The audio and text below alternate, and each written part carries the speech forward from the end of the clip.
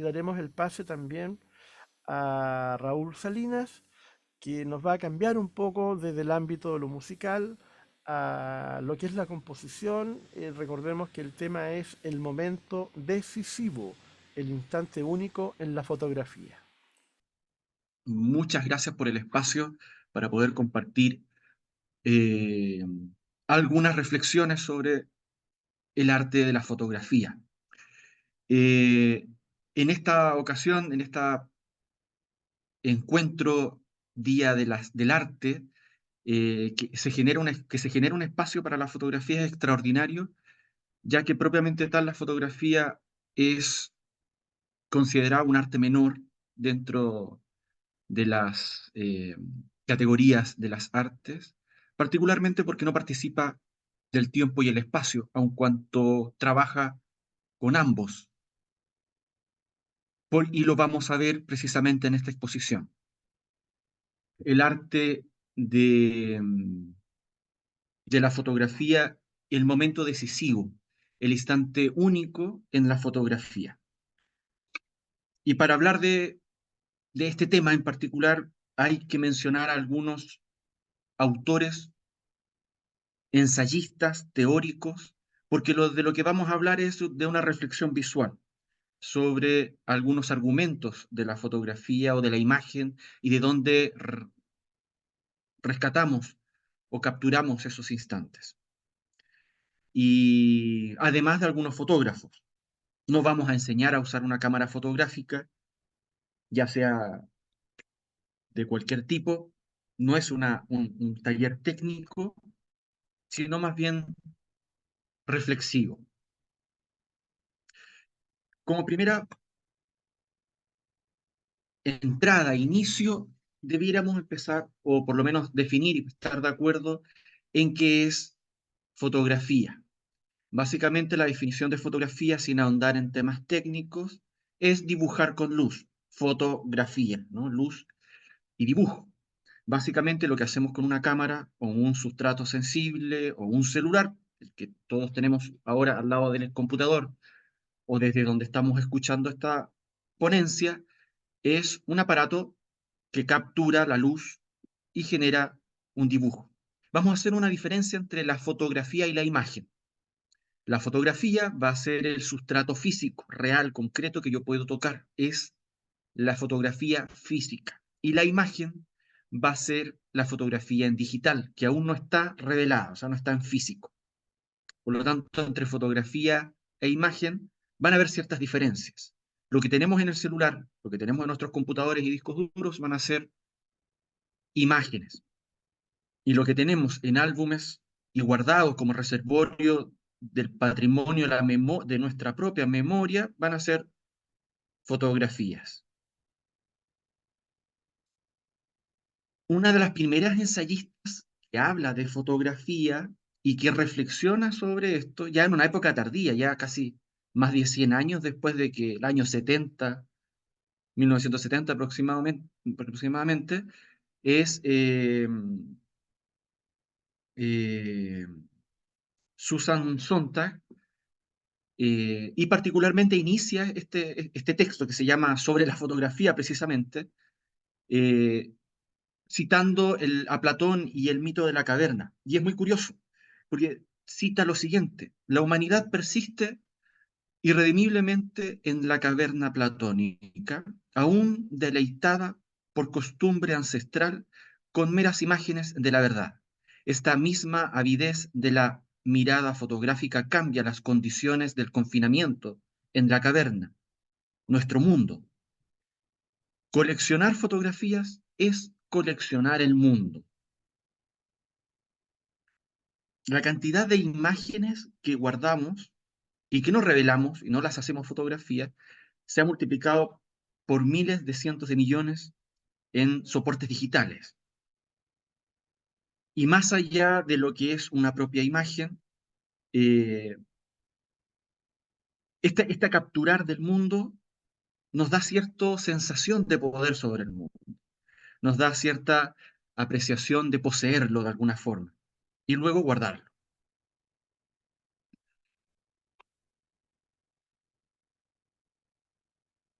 En el mito de la caverna de Platón, que se asemeja enormemente a una cámara fotográfica, a un cuarto oscuro, a una cámara lúcida, como se utilizaba en el Renacimiento para poder desarrollar la perspectiva arquitectónica, como dibujo técnico arquitectónico, una cámara oscura, ¿no es cierto? El mito de la caverna refleja casi exactamente lo que es la proyección de esto.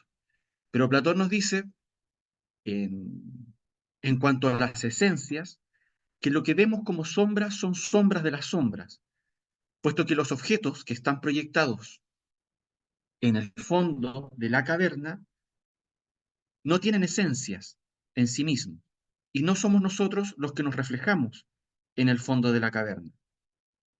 Por lo tanto, todas las sombras que se reflejan en este mito, en el fondo, ¿no es cierto?, vienen a ser un espectro visible de elementos sin esencias. Y esto es muy curioso como reflexión visual.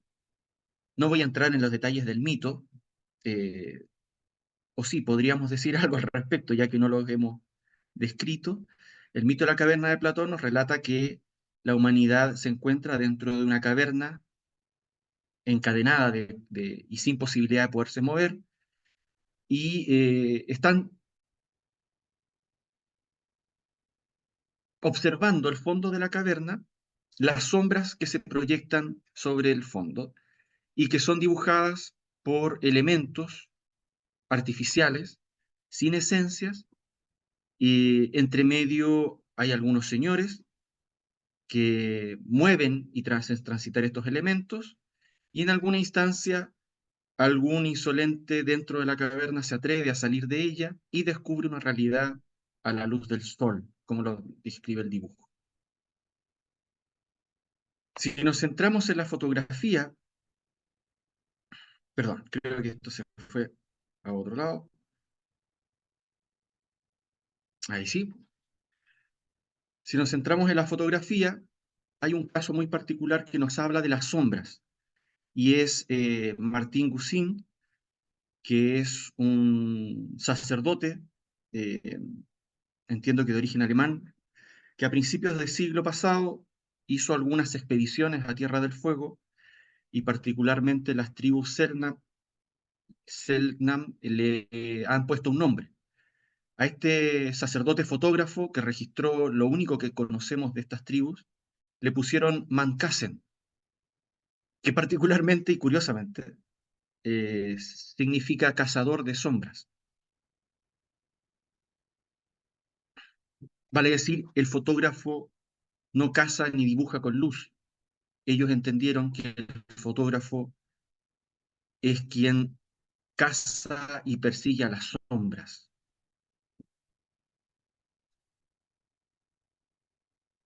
Respecto al instante decisivo, habiendo dicho esto anteriormente, aclarado este marco teórico de la fotografía en cuanto a lo que nos convoca a retratar, que son las sombras de la realidad, Henri Cartier-Bresson, ahí sí la pronunciación es Henri Cartier-Bresson para la pronunciación correcta del francés, es un fotógrafo de a mediados del siglo pasado que después de cubrir la Segunda Guerra Mundial junto a un montón de otros colegas, deciden fundar una cooperativa de fotógrafos y recorren el mundo registrando y siendo testigos y tratando un poco de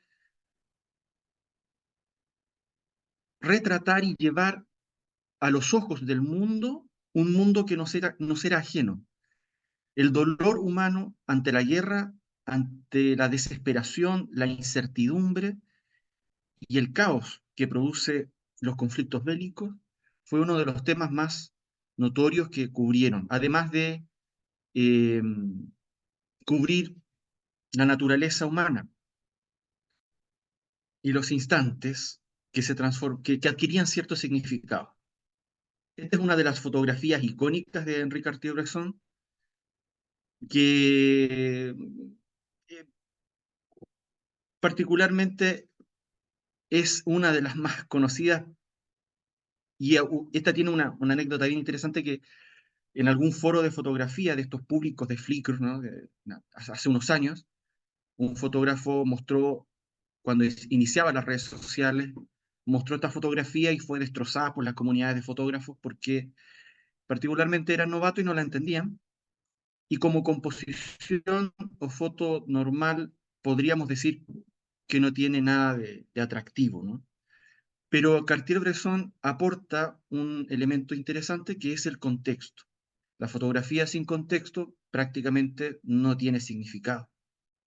Por lo tanto, sí, la fotografía va a necesitar de un marco o un contexto para poder ser apreciada y poder entender los símbolos, los códigos visuales con los cuales estamos apreciándola. El fotógrafo va a buscar un elemento primario, en este caso, una composición geométrica casi perfecta, y el movimiento del instante preciso donde lo va a interceptar. Y espera, y espera, y espera hasta que este momento ocurra. Hay mucho material de Cartier-Bresson y he elegido algunos. La fotografía que tenemos a mano izquierda en la pantalla es una de las fotografías icónicas de Cartier-Bresson, que es de las más destacadas, particularmente porque en su simbolismo encierra mucho de lo que estaba ocurriendo en la época y el instante decisivo es notorio en el momento en que el taco del zapato ni toca el agua ni se le separa, ¿no? Es un momento, y hay una serie de símbolos, de palabras en los muros, de escaleras, sabemos que va a ocurrir algo, pero no ocurre. Y en la fotografía de la derecha expresa en un instante una esencia humana bastante curiosa, un chico que lleva 2 botellones de vino. Este es otro fotógrafo, colega de Cartier-Bresson, en conjunto fue cofundador de esta cooperativa agencia que se llama Magnum, también francés, radicado en Estados Unidos, donde también captura algunos instantes y es destacado por la curiosidad de buscar esencias humanas en sus retratos. Y esto se empieza a transformar a lo largo de la carrera de Cartier-Bresson en una teoría que es casi su propuesta artística al mundo. El instante decisivo lo transforma en una reflexión y en una concreción en la fotografía. Lo define como un instante perfecto, como una composición intuitiva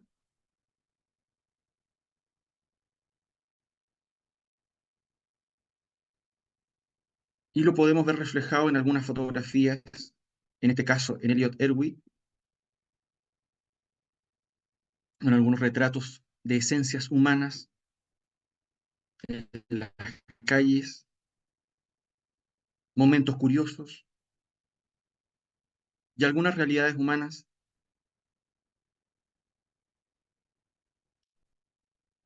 son muy sensibles. En particular, este fotógrafo tenía una sensibilidad interesante. Nos dice mucho la fotografía que estamos viendo, ¿no? No sé si es simple o complejo de explicar. Cartier-Bresson decía que la fotografía es como Chopin. No se puede explicar, la tienes que escuchar. Y de mismo decía de la fotografía, la tienes que observar. Hay aspectos técnicos que sí podemos ahondar. Tenemos 2 niñas que en sus brazos acogen sus sueños probablemente y sonríen a la cámara nerviosamente, y un niño que a la derecha rompe su ojo derecho, ¿no es cierto?, en el cristal por donde está mirando la realidad. Hay algo metasimbólico acá, y que es evidente, pero silencioso. Algo de ironía y de humor que este mismo fotógrafo, Elliot, siempre pone en sus fotografías, fijoneándose, este hombre se está fijoneando la nariz y una gran mano con un dedo un poco le acompaña. Entonces, sin ahondar más en ver fotografías, Teóricamente podemos definirlo de la siguiente forma. La técnica, particularmente, van a ser los elementos que vamos a usar para poder hacer nuestros retratos, nuestras fotografías, y debe ser dominada. Casualmente lo que hoy día ocurre en el arte moderno es que las técnicas se alejan de la reproductibilidad. En la fotografía no se puede, o eres bueno con la técnica o la fotografía no sale, ¿no? Entonces, es una obligación prácticamente saber usar la cámara o tu instrumento, este instrumento que dibuja luz, para poder tener una buena reproductibilidad de la realidad y reflejar la intención del fotógrafo. El contexto va a dar el entorno que inspira y moldea la fotografía. Y luego vamos a tener la visión única y creativa del fotógrafo, que va a ser la intención final que va a plasmarse o con la cual va a comunicar. En esto hay una edición, hay un orden de las imágenes que también van a comunicar. Finalmente, Cartier-Bresson nos va a plantear tres grandes elementos de composición en la fotografía, que es el tiempo como primer elemento, y Henry supo entender que en la fotografía había una capacidad única de capturar el tiempo, de suspenderlo y mantenerlo vigente de forma indefinida. Él mismo afirmó: la fotografía es para mí el impulso espontáneo de una atención visual perpetua que atrapa el instante y su eternidad. Esto no quiere decir que eh, el tiempo sea algo fortuito, ¿no? Que haya una suerte de azarosidad, ¿no? De casualidad. Hay una suerte de spectrum, como le llama otro autor, otro ensayista sobre la fotografía, eh, que determina tres grandes elementos que trabajan con el tiempo. Y en uno de esos elementos es el espectro, ¿no? Que es como el espectro. El otro es el spectatum, que es el observador de la pieza fotográfica, y el operatum, que es el fotógrafo, el operador, ¿no? El constructor de la imagen. Pero el spectrum es el fantasma, ¿no? Y este fantasma quiere decir que a la vez que está siendo fotografiado, ya está muerto, o sea, es una sombra, ya no existe. Entonces el tiempo que captamos en ese momento deja de existir. Otro elemento es la composición.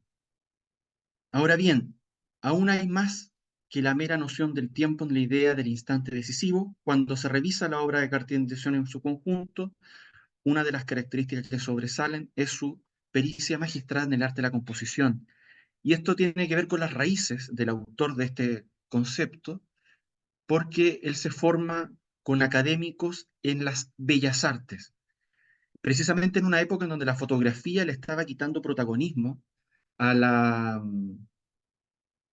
protagonismo a la pintura. Y la pintura y las artes pictóricas se vuelcan a la experimentación estética. Y ya en esta época el cubismo tenía un protagonismo en la escena artística muy notoria, y el clasicismo, que tardío, que era el academicismo de la época del cubismo, el, el academicismo era el rigor de la técnica aplicada en el arte pictórico. Y Cartier-Bresson se forma con maestros en la composición del academicismo, con los últimos maestros del academicismo francés. Y es de ahí que él toma el profundo respeto simbólico que tiene la composición geométrica y la armonía. Entiende que detrás de la realidad existen principios verdaderos, quizás, no me atrevo a decirlo, pero quizás detrás de las sombras sí hayan algunos principios verdaderos, algunos atisbos de luces en el juego de la ilusión. Y por último, el tercer tema es el momento. El tercer ingrediente que se suma al tiempo, que es la oportunidad, y al espacio, que es la composición, para incluir el movimiento, que es el sujeto de la fotografía, en la ecuación del instante decisivo. Dice Cartier-Bresson, nunca he sentido pasión por la fotografía en sí misma, sino por la posibilidad de captar, olvidándome de mí mismo, en una fracción de segundo, la emoción que el tema desprende y la belleza de la forma. Entonces, el tema en sí mismo es el contexto y lo que transmite la fotografía en su significado profundo. Entonces, el instante decisivo va a ser, va a estar definido por estos elementos. El tiempo como primer elemento, la composición rigurosa, que en el caso de Cartier-Bresson es muy rigurosa, y el tema, que es el contexto.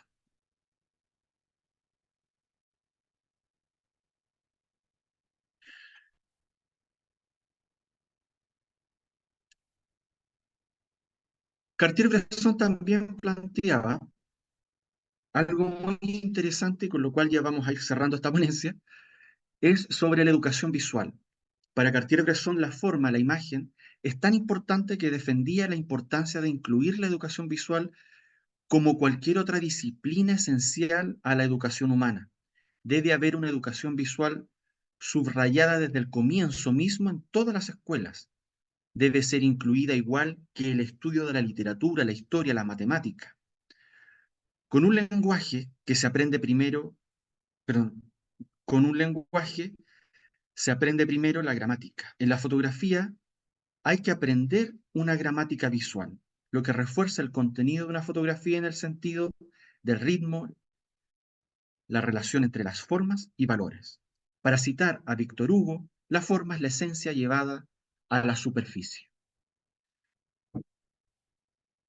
Aquí hay una suerte de idealismo de Cartier-Bresson por cuanto al final de sus días, ya retirado, se sumerge en la composición pictórica y se dedica, al igual que muchos grandes fotógrafos, terminan dedicándose al dibujo. Y es particularmente porque en el dibujo sí pueden encontrar los arquetipos que no encuentran en la realidad. Probablemente es lo que buscamos todos. En el arte pictórico sí podemos acomodar la realidad de lo que estamos retratando, de los símbolos que estamos buscando. Y quizás lo que nos pretende decir Cartier-Bresson en el instante decisivo es que lo que buscamos en una fotografía incansablemente, aquellos que queremos encontrar algo de luz en la ilusión, es que se traduce como una suerte, la fotografía la traducen como una suerte de contemplación activa y constante, en donde el fotógrafo contempla la realidad hasta encontrar entre las escamas de la realidad, entre las escamas del dragón de la realidad, algo de piel verdadera en el dragón de la ilusión. Y si no es esto un instante decisivo, en el Renacimiento era la forma de retratarlo. No existían cámaras, pero sí el arte pictórico llevaba a transformar el, el símbolo y los actos a un instante, pero de manera pictórica. El arte del instante decisivo en Cartier-Bresson buscaba precisamente esto, en donde el símbolo, el contexto, el espacio, la geometría, la composición y el ojo estaban alineados perfectamente.